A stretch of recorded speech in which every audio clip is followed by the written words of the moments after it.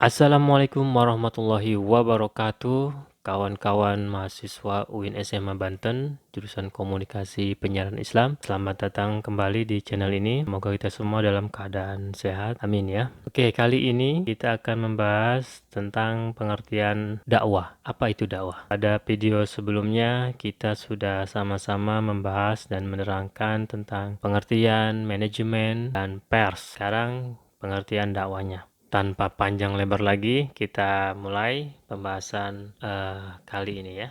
Tentang dakwah ini mungkin teman-teman sudah pelajari pada semester terdahulu. Tidak ada salahnya kita akan coba mengulas kembali apa itu dakwah agar ingatan kita kembali fokus tentang pengertian dari dakwah itu sendiri. Secara etimologis, dakwah berasal dari bahasa Arab da'a, yad'u, dakwan atau doa yang diartikan sebagai mengajak atau menyeru, memanggil, seruan, permohonan, dan permintaan. Istilah ini sering juga diberi arti yang sama dengan istilah-istilah seperti tabligh, amar ma'ruf nahi munkar, tabsyir, tarbiyah, ta'lim, dan khutbah. Nah, pada tataran praktik dakwah harus mengandung dan melibatkan tiga unsur. Tiga unsur utama ini yaitu yang pertama penyampai pesan, yang kedua informasi yang disampaikan, dan yang ketiga adalah penerima pesan. Nanti kita akan lebih bahas lebih detail ya tentang ini. Nah, meski demikian, dakwah sesungguhnya mengandung pengertian yang lebih luas dari istilah-istilah tersebut, karena istilah dakwah mengandung makna sebagai aktivitas menyampaikan ajaran Islam, menyuruh berbuat baik dan mencegah perbuatan munkar, serta memberi kabar gembira dan sekaligus peringatan bagi manusia. Di dalam Al-Quran sendiri,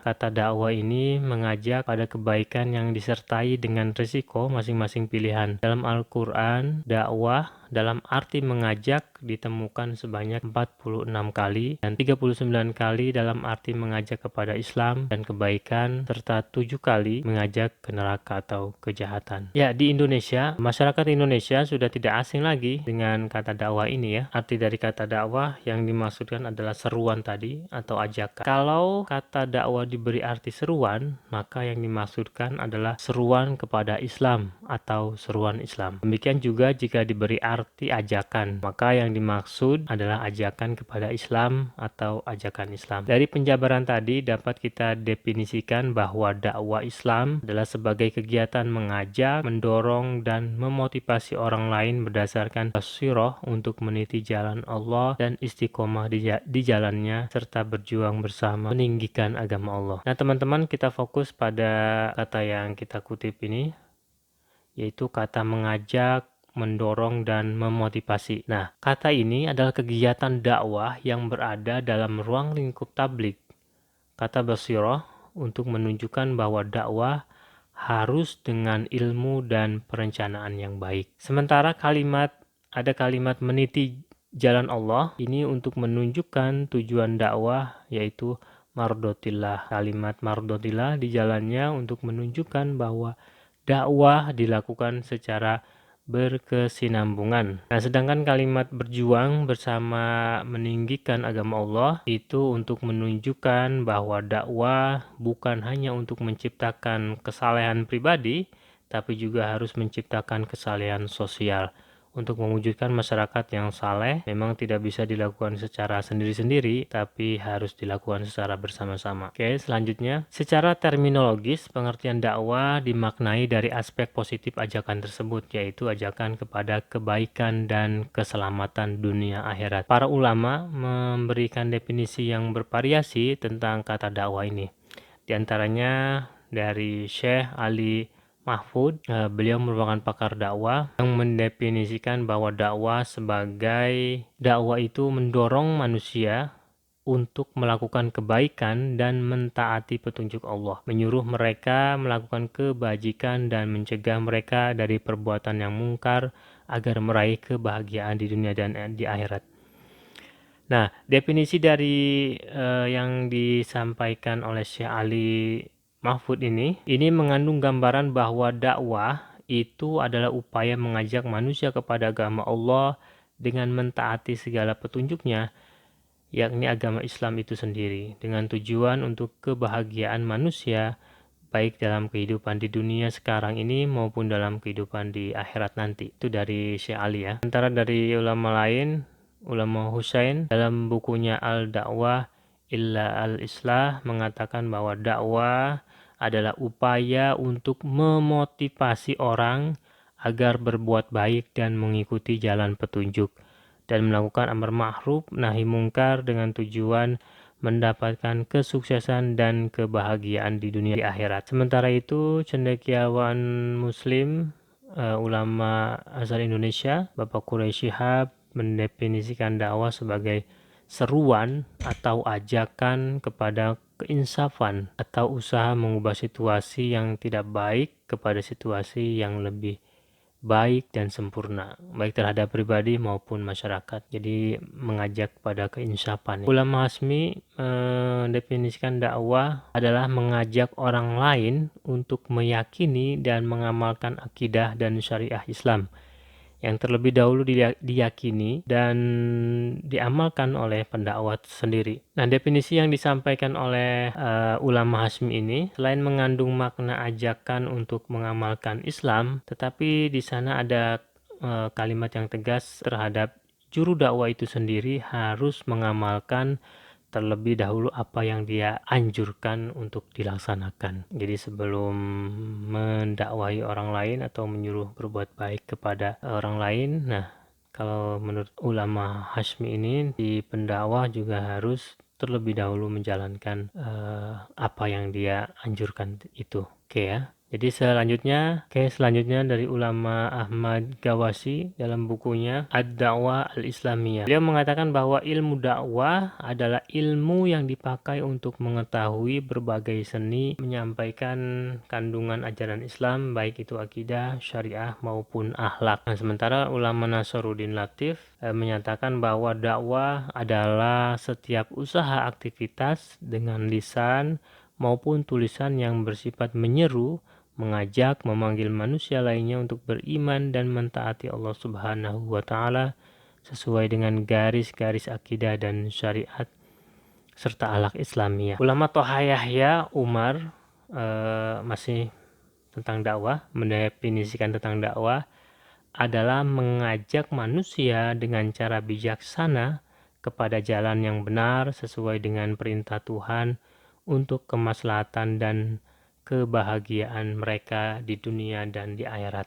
Ulama Masdar Helmi, beliau mengatakan tentang dakwah bahwa dakwah adalah mengajak dan menggerakkan manusia agar mentaati ajaran-ajaran Allah atau ajaran Islam, termasuk amar ma'ruf nahi mungkar, untuk bisa memperoleh kebahagiaan di dunia dan di akhirat. Oke, kawan-kawan, dari definisi dakwah yang diungkapkan berbagai para ulama di atas tadi, kita dapat simpulkan bahwa meski pemaparan mengenai definisi tentang dakwah dari para pakar ulama tersebut secara redaksi terlihat berbeda-beda, namun dapat kita simpulkan bahwa esensi dakwah merupakan aktivitas dan upaya untuk mengubah manusia. Jadi untuk mengubah manusia, baik individu maupun masyarakat, dari situasi yang tidak baik pada situasi yang lebih baik. Lebih dari itu, istilah dakwah mencakup pengertian antara lain. Nah, ini banyak juga pengertian dakwah ya. Yang pertama, dakwah adalah satu aktivitas atau kegiatan yang bersifat menyeru atau mengajak kepada orang lain untuk mengamalkan ajaran Islam. Dakwah adalah satu proses penyampaian ajaran Islam yang dilakukan secara sadar dan disengaja. Pengertian yang lain bahwa dakwah adalah satu aktivitas yang pelaksanaannya bisa dilakukan dengan berbagai cara atau metode. Atau dakwah adalah kegiatan yang direncanakan dengan tujuan mencari kebahagiaan hidup dengan dasar keridhaan Allah Subhanahu wa Ta'ala. Selanjutnya, dakwah adalah usaha meningkatkan pemahaman keagamaan untuk mengubah pandangan hidup, sikap batin dan perilaku umat yang tidak sesuai dengan ajaran Islam. Jadi sesuai dengan tuntunan syariat untuk memperoleh kebahagiaan hidup di dunia dan di akhirat. Itu ya. Jadi arti dakwah ini sangat luas sekali ya. Sama para ulama yang memberikan definisi yang macam-macam yang berbeda-beda tentang dakwah, namun pada intinya sama, yaitu menyuruh pada kebaikan. Nah, selanjutnya adalah unsur-unsur dakwah. Nah, kawan-kawan komunikasi penyiaran Islam, nah unsur-unsur dakwah ini adalah komponen-komponen yang terdapat dalam setiap kegiatan dakwah. Unsur-unsur tersebut antara lain adalah dai. Kita sudah tahu ya, dai atau pelaku dakwah, mad'u, penerima dakwah, madah atau materi dakwah, wasilah, media dakwah, thariqah. Thariqah itu metode, dan atsar atau efek dakwah. Nanti kita akan sama-sama jelaskan dari apa arti dai dan seterusnya ini ya. Dai atau pelaku dakwah. Nah, kawan-kawan komunikasi penyiaran Islam mungkin sudah familiar tentang apa itu dai atau pengertian dari dai. Kita akan coba sama-sama bahas kembali apa itu dai. Dai adalah orang yang melaksanakan dakwah baik secara lisan, tulisan maupun perbuatan, dilakukan baik secara individu, kelompok, atau lewat organisasi ataupun lembaga. Nah, kawan-kawan, secara umum kata dai ini sering disebut dengan sebutan mubalik atau orang yang menyampaikan ajaran Islam. Namun sebenarnya sebutan ini konotasinya sangat sempit karena masyarakat cenderung mengartikan sebagai orang yang menyampaikan ajaran Islam melalui lisan, seperti contohnya penceramah agama, khotib, orang yang berkhotbah, dan sebagainya. Padahal Nasaruddin Latif mendefinisikan bahwa dai adalah muslim dan muslimat yang menjadikan dakwah sebagai suatu amaliyah pokok bagi tugas ulama. Ahli dakwah adalah wa'ad, mubaligh, mustama'in atau juru penerang yang menyeru, mengajak, memberi pengajaran dan pelajaran agama Islam. Itu ya dari Nasaruddin Latif. Yang kedua adalah mad'u atau penerima dakwah, penerima pesan dakwah. Mad'u yaitu manusia yang menjadi sasaran dakwah atau manusia penerima dakwah, baik sebagai individu maupun sebagai kelompok, baik manusia yang beragama Islam maupun tidak, atau dengan kata lain manusia secara keseluruhan. Kepada manusia yang belum beragama Islam, dakwah ini bertujuan untuk mengajak mereka untuk mengikuti agama Islam. Sedangkan kepada orang-orang yang telah beragama Islam, dakwah tentu saja bertujuan meningkatkan kualitas iman, Islam, dan ihsan pada orang-orang Islam tersebut ya. Selanjutnya adalah madah atau materi. Nah, ini sangat penting. Madah dakwah ini isi pesan ya, atau materi yang disampaikan dai kepada mad'u. Dalam hal ini sudah jelas bahwa yang menjadi madah dakwah adalah ajaran Islam itu sendiri. Secara umum, memang materi dakwah dapat diklasifikasikan menjadi 4 masalah pokok. Pertama, masalah akidah atau keimanan ya. Masalah akidah atau keimanan ini adalah masalah pokok yang menjadi materi dakwah. Nah, masalah akidah atau keimanan. Masalah pokok yang menjadi materi dakwah adalah akidah Islamiyah. Aspek akidah ini yang akan membentuk moral atau akhlak manusia. Oleh karena itu, yang pertama kali dijadikan materi dalam dakwah Islam adalah masalah akidah atau tentang keimanan ya. Biasanya para dai-dai itu tidak jauh-jauh menambahkan tentang isi dakwah masalah akidah. Biasanya para dai sering kita dengar menyampaikan tentang masalah akidah atau keimanan ya. Yang kedua adalah masalah syariah, hukum ya. Hukum atau syariah sering disebut sebagai cermin peradaban dalam pengertian bahwa ketika ia tumbuh matang dan sempurna, maka peradaban mencerminkan dirinya dalam hukum-hukumnya. Pelaksanaan syariah merupakan sumber yang melahirkan peradaban Islam yang melestarikan dan melindunginya dalam sejarah. Syariah inilah yang akan selalu menjadi kekuatan peradaban di kalangan kaum muslim. Nah, kawan-kawan, materi dakwah yang bersifat syariah ini sangat luas ya, sangat luas dan mengikat seluruh umat Islam. Syariah ini bersifat universal yang menjelaskan hak-hak umat muslim dan non-muslim, bahkan hak seluruh umat manusia. Oke, selanjutnya masalah muamalah. Kita sudah tahu ya bahwa muamalah adalah segala peraturan yang diciptakan Allah untuk mengatur manusia dengan manusia yang lain dalam kaitannya dengan urusan duniawi dalam pergaulan sosial. Yang selanjutnya masalah akhlak. Jadi secara terminologi, pembahasan akhlak berkaitan dengan masalah tabiat atau kondisi temperatur batin yang mempengaruhi perilaku manusia. Materi akhlak adalah mengenai sifat dan kriteria perbuatan manusia serta berbagai kewajiban yang harus dipenuhinya. Karena kita tahu bahwa juga Rasul diutus ke dunia ini, salah satu misinya adalah untuk memperbaiki akhlak. Yang selanjutnya adalah wasilah. Wasilah itu media, wasilah dakwah.